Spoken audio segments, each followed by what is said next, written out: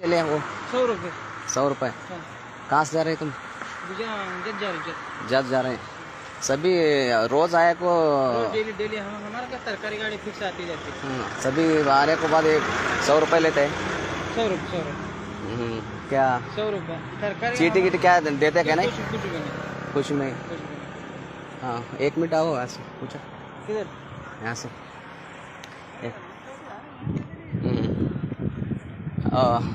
क्या चीटी नहीं क्यों? चीटी क्या भी नहीं देता? कुछ भी नहीं, एंट्री देती जाती। हाँ एंट्री ओनली एंट्री देती।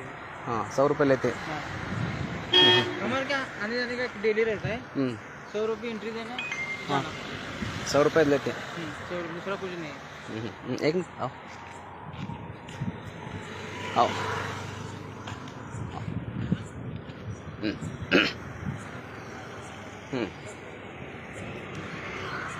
ಹಾಂ ಇದು ಗಾಡಿ ಸಂಖ್ಯೆ K52G4599 ರಾತ್ರಿ ಇದೆ. ಯಾರು ಯಾರಿಗೆ ಇವ್ರಿಗೆ ಸಾಹೇಬ್ರಿಗೆ ಕೊಟ್ಟಿದ್ರಾ? ದುಡ್ಡು ಯಾರಿಗೆ ಕೊಡ್ತೀರಿ? हिंदी बोलो सर। ओ तुम पैसा किनको दिया? वो साहब को सर गाड़ी में सर दिया। सर को दिए ना? हाँ, गाड़ी में जो सर है पीछे। हाँ पीछे है ना? इधर वो डोर खुला है उसके पीछे। ಹಾಂ ಸರ್ ತಾವು ದುಡ್ಡು ತೊಗೊಂಡಿರಂತೆ. ನಾನು KRS ಪಟ್ಟಿ ಏನು ರಾಜ್ಯ ಸಂಘಟನಾ ಕಾರ್ಯದರ್ಶಿ. ದುಡ್ಡು ತೊಗೊಂಡ್ರಿ ಯಾಕೆ ರಸೀದಿ ಕೊಟ್ಟಿಲ್ಲ ಗೊತ್ತಾಗ್ಲಿಲ್ಲ ಸರ್? ನಿಮಗೆ ಕೇಳ್ತಾ ಇರೋದು ಸರ್. ಕಳ್ಳರ್ ಥರ ಓಡಿರ್ತಿರಲ್ಲ ಸರ್. ಕಳ್ಳರ್ ಥರ ಓಡಿ ಹೋಗ್ತಿರಲ್ಲ. ಕಳ್ಳಕ್ಕೆ ನಾಚಿಕೆ ಆಗಲ್ವಾ? ನಾಚಿಕೆ ಏನಾದ್ರು ಇದೆಯಾ? ಮಾನ ಮರ್ಯಾದೆ ಏನಾದ್ರು ಇದೆಯಾ? ಇದು ಏನಪ್ಪಾ ಅಂದ್ರೆ ಕಳ್ಳರ್ ಥರ ಓಡಿ ಹೋಗ್ತಾರೆ ಮಾನಗೇಡಿಗಳು ಅಂತ ಹೇಳ್ತಾರೆ. ಅದ ಮಾನಗೇಡಿ ಅಂತಂದು ಬದುಕು ಅಂತ ಹೇಳ್ತಿ ಅದಾ. ಕಳ್ಳರ್ ಥರ ಓಡಿ ಹೋಗ್ತಾರೆ RTO. ಇಂಥ ನಾಲಾಯಕ ಏನು ಬಿಜಾಪುರ ಜಿಲ್ಲೆಯ RTO ಅಧಿಕಾರಿಗಳು ಇಷ್ಟು ನಾಲಾಯಕ ಇದ್ದಾರೆ ತಂದು ಇವತ್ತು ನಮಗೆ ಗೊತ್ತಾಗುತ್ತೆ. ಯಾಕಂದರೆ ಏನು ನಮ್ಮನ್ನು ಕಂಡ್ರೆ ಏನಪ್ಪ ಅಂದ್ರೆ ಕಳ್ಳರ ಥರ ಓಡಿ ಹೋಗ್ತಾರೆ.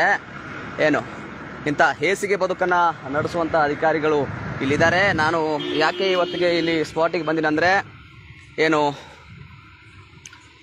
ಸ್ಪಾಟಿಗೆ ಬರಲಿಕ್ಕೆ ಒಂದಿಷ್ಟು ಇಲ್ಲಿ ನನಗೆ ಭಾಳಷ್ಟು ಜನ ಏನಪ್ಪ ಅಂದ್ರೆ ರೈತರು ಹೇಳಿದರು ಏನಪ್ಪ ಅಂದ್ರೆ ಇಲ್ಲ ಸರ್ ಏನಪ್ಪ ಅಂದ್ರೆ ಇಲ್ಲಿ ಬೈಪಾಸ್ನಲ್ಲಿ RTOದವ್ರು ನಿಂತ್ಕೊಂಡು ದುಡ್ಡು ವಸೂಲಿ ಮಾಡ್ತಾರೆ ಅಂಥೇಳಿ ಭಾಳಷ್ಟು ಸಲ ನನಗೆ ಹೇಳಿದರು.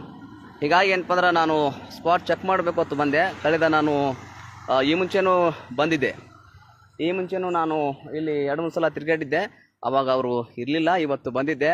ಇವ್ರದ್ದು ಡೈಲಿ ಕಲೆಕ್ಷನ್ RTO ಅಂದರೆ ಇಲ್ಲಿ ಬಂದು ನಿಂತ್ಕೊಳ್ಳೋದು. ಇದು ಏನಂದರೆ ವಜ್ರಹನುಮಾನ್ ಗೇಟ್ ದಾಟಿ ಮುಂದೆ ಬಾಗಲಕೋಟೆ ಹೋಗೋ ಬೈಪಾಸ್ ಇದೆ.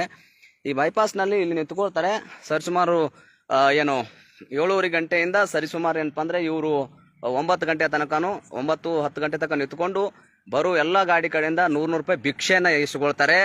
ವಿಜಯಪುರ ಜಿಲ್ಲೆಯ RTO ಅಧಿಕಾರಿಗಳು ಭಿಕ್ಷಕರ ಥರ ಹೇಸಿಗೆ ಬದುಕನ್ನು ನಡೆಸ್ತಾನೆ. ಪುಣ್ಯಾತ್ಮ ಏನು ಕಳ್ಳನ ಥರ ಓಡಿ ಹೋಗ್ತಾನೆ.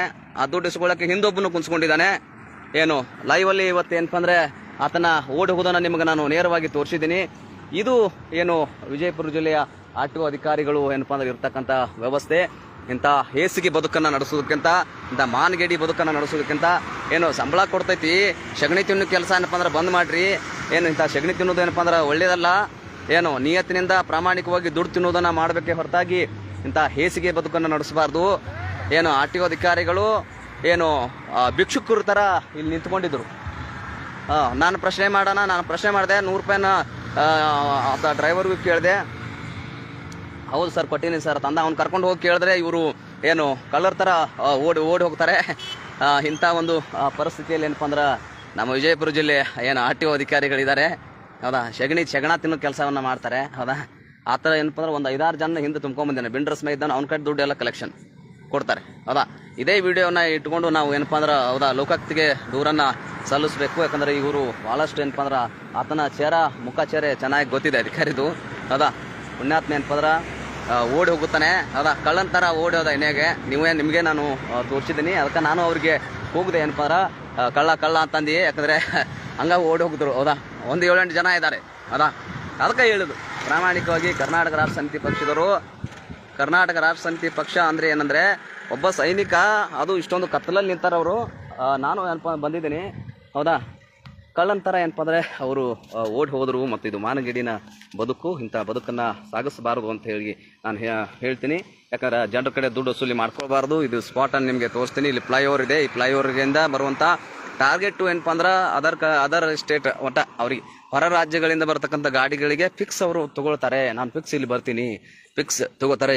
ಈ ಕಡೆ ಹೋದರೆ ಶಿವಾನಂದ ಪಾಟೀಲ್ ಅವ್ರದ್ದು ಪೆಟ್ರೋಲ್ ಪಂಪ್ ಇದೆ, MLA ಅವರು ಇದ್ದಾರೆ, ಬಸವನ ಬಾಗೇವಾಡಿ ಅವ್ರದ್ದು. ಈ ಕಡೆ ಹೋದರೆ ಏನು ಬಸವನ ಬಾಗೇವಾಡಿ ಬಾಗಲಕೋಟೆ ಹೋಗೋ ರೋಡ್ ಇದೆ. ಈ ಮಧ್ಯದಲ್ಲಿ ಒಂದು ಫ್ಲೈಓವರ್ ಬ್ರಿಡ್ಜ್ ಇದೆ. ಈ ಬ್ರಿಡ್ಜ್ದಲ್ಲಿ ಇಲ್ಲಿ ಕಂಪಲ್ಸರಿಯಾಗಿ ಅವರು ನಿಂತ್ಕೊಳ್ತಾರೆ ಅನ್ನುವಂಥ ವಿಚಾರ.